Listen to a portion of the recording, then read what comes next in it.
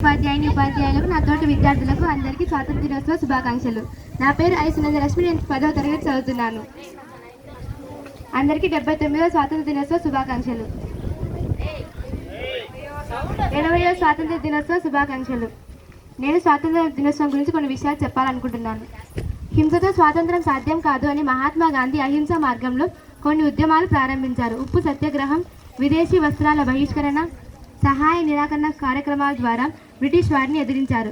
సుభాష్ చంద్రబోస్, సర్దార్ వల్లభాయ్ పటేల్, జవహర్లాల్ నెహ్రూ వంటి ఎంతో మంది తమ ప్రాణాలు సైతం లెక్క చేయకుండా పోరాడారు. ఇంకా మనం గుర్తించని చాలామంది స్వాతంత్ర సమరయోధులు స్వాతంత్రం కోసం పోరాడారు. వారిని ఒక్కరోజు గుర్తు చేసుకోవడం కాదు, వారి స్వాతంత్ర స్ఫూర్తితో మన దేశాన్ని అభివృద్ధి చేయడం లక్ష్యంగా పెట్టుకుందాం. నిజానికి మన దేశం ముందుకు తీసుకెళ్లడానికి కేవలం రాజకీయ నాయకులు మాత్రమే కాదు, మన దేశాన్ని నిరంతరం సంరక్షించడానికి సరిహద్దుల్లో సైనికులు కాపలా కాస్తూ ఉంటే, మరికొందరు తమ ప్రాణాలు లెక్క చేయకుండా శత్రు దేశాల్లో సైతం తమ ప్రాణాలు లెక్క చేయకుండా మన దేశానికి కావాల్సిన కీలకమైన సమాచారాలు అందిస్తున్నారు. వారు అంతగా కష్టపడుతున్నారు కాబట్టే మనం ఏ అభద్రతా భావం లేకుండా ధైర్యంగా స్వేచ్ఛగా జీవించగలుగుతున్నాం. అభివృద్ధి అంటే కేవలం సంపన్న దేశంగా ఎదగడమే కాదు, దేశ ప్రజల పట్ల బాధ్యతగా ఉండడం కూడా.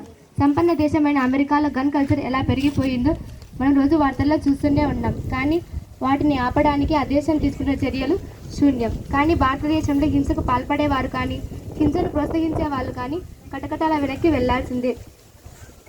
అతిపెద్ద జనాభా కలిగిన మన దేశంలో సామాన్యుడికి ఉండే స్వేచ్ఛ, స్వాతంత్రం ప్రపంచంలో మరి ఎక్కడా లేదని చెప్పాలి. మన దేశానికి స్వాతంత్రం వచ్చినప్పుడు మన జనాభా 30 కోట్లు మాత్రమే, కానీ ఇప్పుడు 100 కోట్లకు పైబడింది. అప్పుడు ఉన్న చట్టాలతో ఇప్పుడు పరిపాలించడం పాలకులకు కత్తి మీద సావనే చెప్పాలి. కానీ అప్పటిలాగా మన దేశాన్ని ముందుకు తీసుకువెళ్ళడానికి జవహర్లాల్ నెహ్రూ, గాంధీ, అల్లూరి వారు లేరు అని ఆలోచించడం పొరబడినట్టే. ఎందుకంటే మన ప్రతి ఒక్కరిలోనూ వారు ఉండే ఉంటారు. ఏ పని చేసినా దేశం కోసం చేస్తున్నాం అనుకుంటే చాలు, మన నిజాయితీనే మన దేశాన్ని ముందుకు తీసుకెళ్తుంది. నాకు అవకాశం ఇచ్చినందుకు ధన్యవాదాలు.